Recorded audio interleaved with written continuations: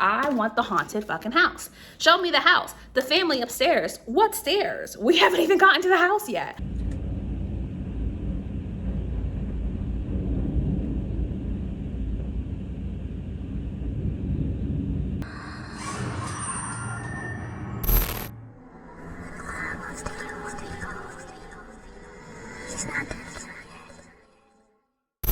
Good morning. As you saw, I started this morning off at 7 a.m. because of thunderstorms, which I was obsessed with because what gives Halloween more than a creepy thunderstorm? I also put way too much product in my hair yesterday, and my niece very lovingly looked at the blonde parts of my hair and said, "Your hair looks like noodles." So just call me ramen noodle head. So I'm super excited because I'm going to be watching some more of like My Haunted House, which you would have seen in the earlier clip, and I'm also going to be reading a couple of books. I don't have any plans to edit a ton of videos or record a ton of videos. I have one video I want to record, which means I should have plenty of time to read. On the agenda for today is going to be The Family Upstairs and hopefully finish The Woods Are Always Watching, but we'll see how much I'm able to accomplish because I also want to hit the gym as well, just for my own mental well-being today. But for now, I have a meeting in about 5 minutes, so I've got to go. I'm watching this show after finishing my workout, and I don't know what's going on, but it's so unsettling, and I have chills all the way up and down my spine. Because is it a ghost? Or is something going on behind those walls? Hands down, the scariest episode I've seen.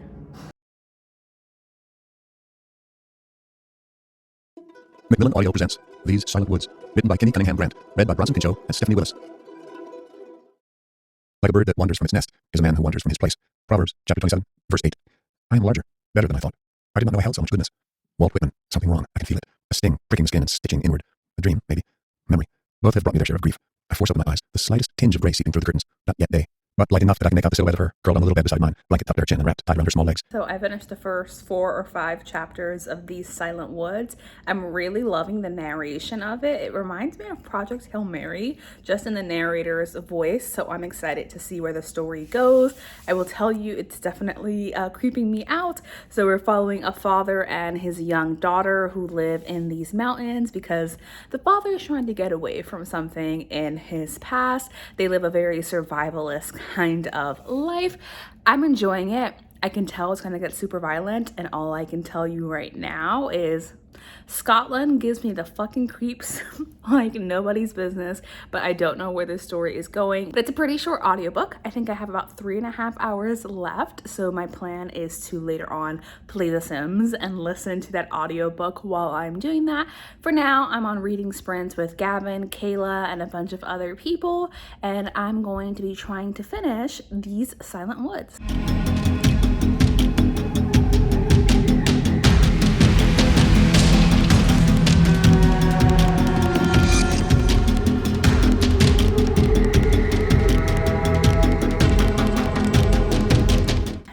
If you can hear that, but it's currently like fully storming, and also this lighting is not doing me any favors. But anyway, I'm about 100 pages into The Woods Are Always Watching, which is just a little bit under 50%. I'm enjoying it, and Nina is getting on my fucking nerves, which is so sad because I feel like the character is intentionally trying to make her a unlikable character. She's coming off very naive and spoiled, but that's all I'm gonna say for now. I'm gonna give Nina a chance and see where this goes. I think you can hear the thunder in the background, but it is so loud and it has been pouring all day. So a full day of reading with nothing but thunderstorms and rain. I am to the final 84 pages of The Woods Are Always Watching. As you can see, it's also laundry day, so my sheets have gone missing. All I have to say is we're now following the 2 girls in their points of view. So in the first half of the book, we're this kind of omniscient third person narrator. You are both Nina and Josie. Now, Nina's in a situation where she's panicked, so I'm gonna like let it go, but she's being kind of dumb in that she's run into a man who said something that he wouldn't know and which gave away the lie he just told. But Nina did not notice it. I was like, girl, how could you not notice that? It was so obvious. And I'm just like, where is your common sense? Where is your common sense? If somebody was like, oh no, you don't go that way, I know a shortcut. Are you going to follow them through the shortcut? No.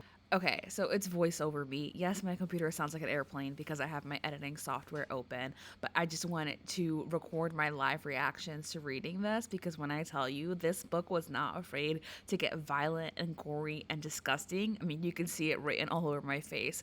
Don't expect Saw level violence because it is definitely not up there, but it was still pretty gruesome for a YA book, and I was horrified. Now, you'll see a clip of me in a moment when I get to the scene, and I'm just venting on here because I'm like, I fucking knew it. I muted it so you can't tell what I'm saying, but just know I knew. Katie, Olivia, and Jordan are doing Patreon reading sprints, so I'm on that. I did finish The Woods Are Always Watching. I'm still riding the high of reading it, as you know, but for now my rating is 4 stars. I really enjoyed it. It was very gruesome and gory and dark and tense and terrifying. It was very atmospheric as well because the girls, of course, are set in these woods. As a city person, I naturally have a fear of the forest and woods. Now, most people look at this scene and think, such beauty, such tranquility. But I have anxiety, and that is not what I think. I immediately think getting murdered. Getting murdered. Getting murdered. So when these two characters decided to go for a long hike in the woods, I knew that was a bad idea. So this didn't help. I can't tell you too much without spoiling the plot, but just know that it reads like watching a horror movie, and Nina does get a redemption arc, okay? She redeems herself, but it was graphic. Like, that's all I can say. I'm at a loss for words. It was very, very graphic. So much more graphic than I was expecting. I hope it's not YA because it was dark.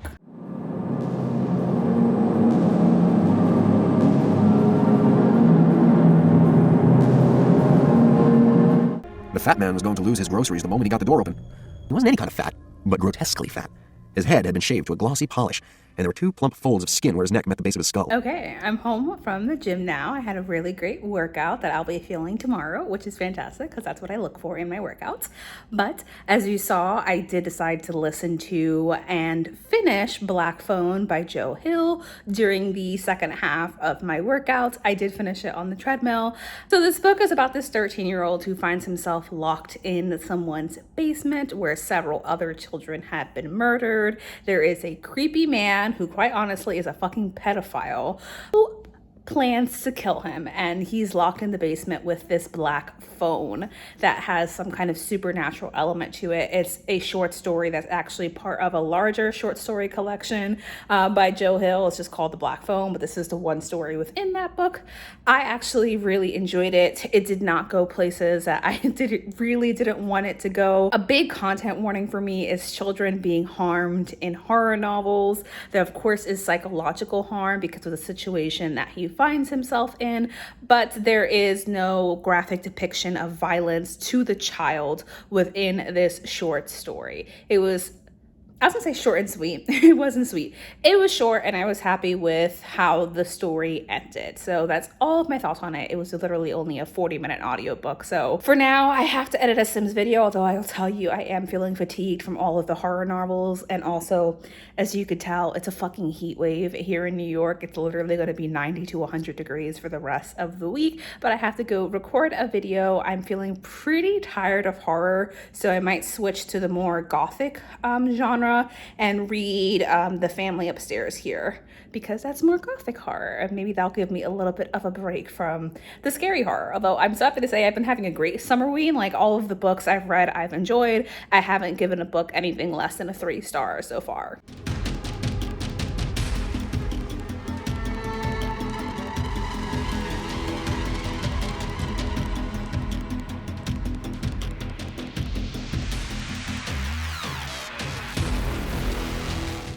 Anyway, it's horrendous humidity and horrendous heat. It's about 10 p.m. I just got home from dinner with a friend. I tried to film a little bit of it while she went to the bathroom, but of course, this is a relatively new friend and I wasn't going to pull out my camera and say, hey, can I vlog? What I want to do was update you all on how I feel about the family upstairs. I'm a little bit tipsy, so I'm going to tell you it's boring and there's too many POVs. I don't understand why I should care. I'm not invested, and I feel like we started too early in the story, and then I'm on chapter 8, and our main character hasn't even come close to moving into the supposedly haunted house.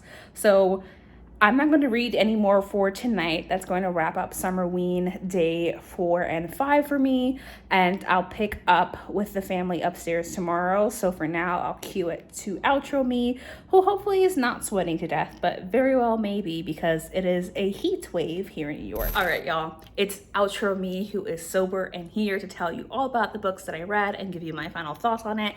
I'm going to try to keep this quick because as you can see, I'm fucking melting. It is a heat wave and I have the aircon off just so that you don't hear the background noise of it whirring. So I'm going to try to get this done. So in this reading vlog, I read The Woods Are Always Watching by Stephanie Perkins. I started These Silent Woods and ultimately DNF'd it. I did start The Family Upstairs by Lisa Jewell, which I will continue today and tomorrow as we continue with Summerween.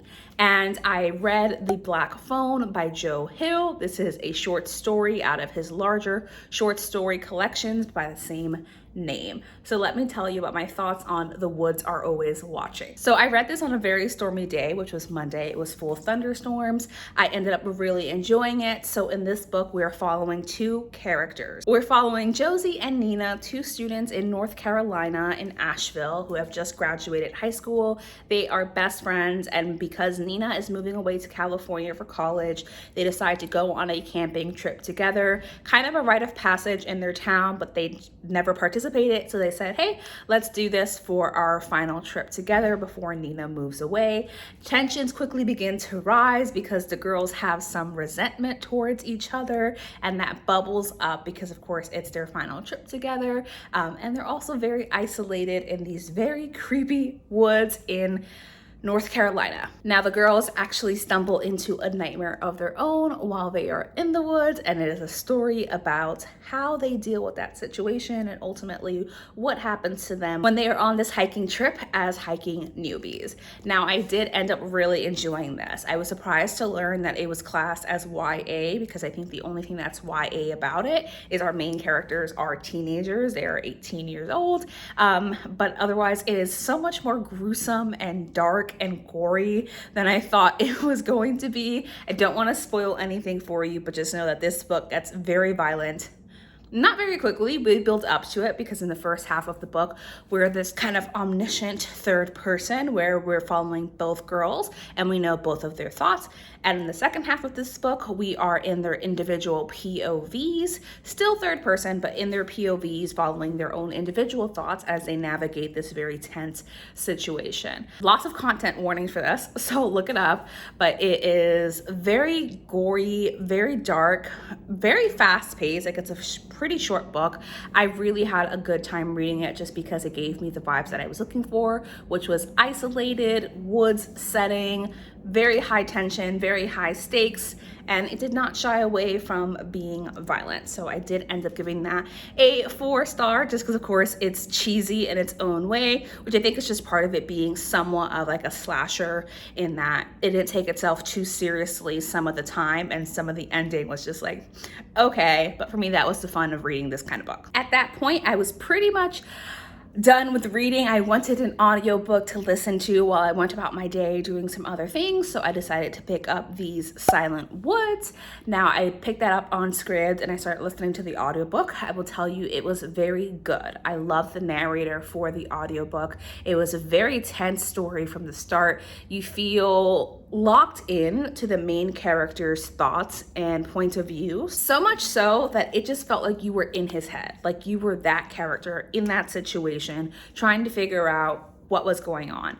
I didn't get very far into it. I think I got into like the first 4 or so chapters. The reason I ultimately DNF'd it, even though it's a very highly rated and much loved book, is because I didn't like Scotland, and I knew that Scotland, who was one of the characters in the story, just creeped me out so much, and I was not in the mental headspace to read about him. Now, he may not actually be the villain of the story, I have no idea, but he really made me uncomfortable, so I decided to DNF that book for now, just to get into a better headspace before I pick it up again. After I DNF'd that book, I had to take a break from reading for the day, so that was on Monday, just because I was feeling overwhelmed and burnt out on horror. At this point, it started to affect my anxiety, so I said, you know what, let's take a pause. I didn't read anymore on Monday, and on Tuesday, when I was at the gym completing my workout, I decided I wanted to listen to a very short audiobook. I saw The Black Phone by Jill Hill on Scribd. Again, that was just one short story out of a larger short story collection. In total, it's about a 40-minute audiobook or 45-minute audiobook, something along those lines. I finished it while I was completing my workout. It is about this boy who gets kidnapped and finds himself locked in a basement where lots of other kids have been murdered, and he's locked in the basement with a black phone that has some supernatural ties and elements to it, and you're following the story of his capture, his fear of his captor, and the black phone and how that ties into his situation and what he's able to do about his situation. Now, normally for me, children in horror novels are a big content warning, specifically children being harmed in horror novels are a big content warning. That's not something that I enjoy. I find it really difficult to read. And the person who kidnapped him is a clown. Quite honestly, he's also a pedophile. So I will tell you though, you don't see any graphic violence done to this child. None of that is portrayed in this short story. You are entirely in the point of view of the child, and his captor is almost never in the room with him. So in case that's something that's also a content warning for you all, I'll let you know. There's a lot of psychological damage done to the child because, of course, the nature of him being kidnapped and locked away into a basement where he knows his fate is ultimately to be abused and killed by this man. But we don't see any of that on page.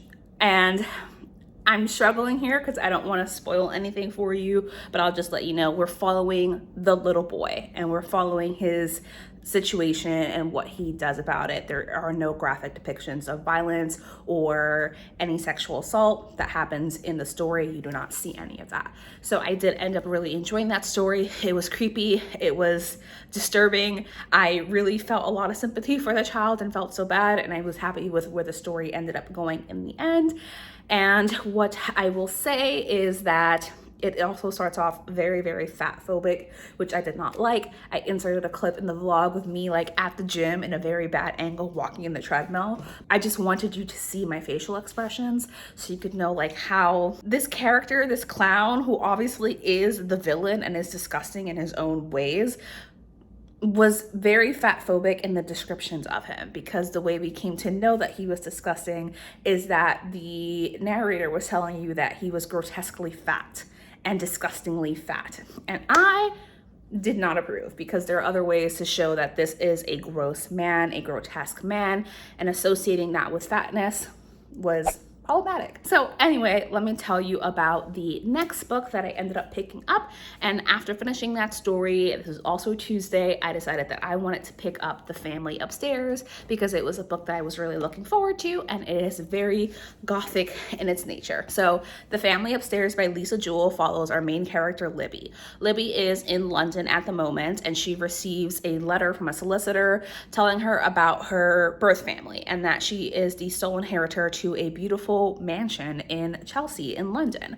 This mansion is worth millions of dollars and completely rocks Libby's life, and we're following her story about this house and what's going on with this house. We're also following the POV of a woman named Lucy, I believe. Lucy is a single mother with 2 young children, and they are homeless and they're struggling.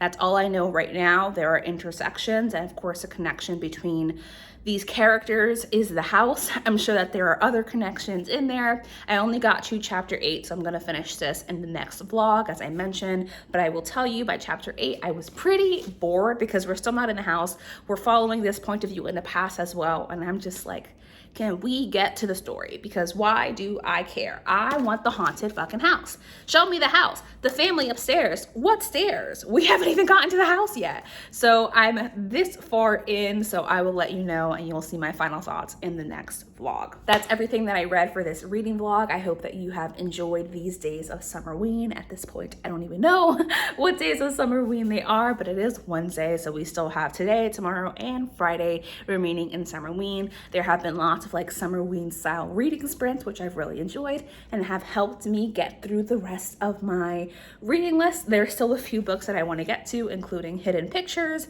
Up Here, and Breathless. Those are two books that I'm really excited about, but I may continue to be in the audiobook mood, so we'll see what I read as we continue with Summerween. So thank you so much for watching this video. If you aren't already, please do subscribe, and I'm going to notice that my light just died. So sorry about that lighting change. I need to charge it. So I'm gonna see you in my next video. Bye.